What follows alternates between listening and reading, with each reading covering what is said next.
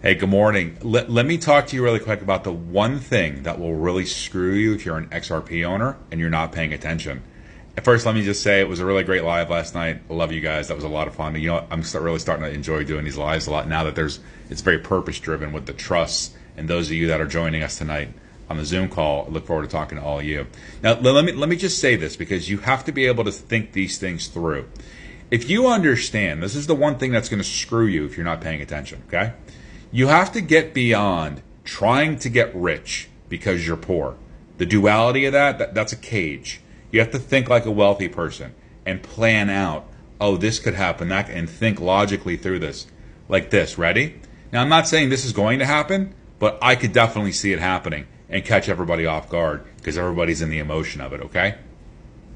If you understand what you hold in XRP, if you really, really understand what you hold, you'll understand that a person was never really supposed to own it.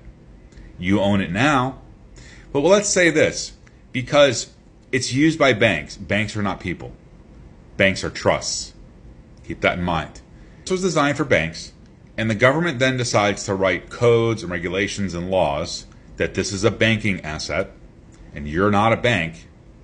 They could very easily write something into the law that says any person that owns XRP can't own it. Just like in 1933 when they confiscated all the gold. You weren't allowed to own it. But in 1933 they confiscated a lot of the gold.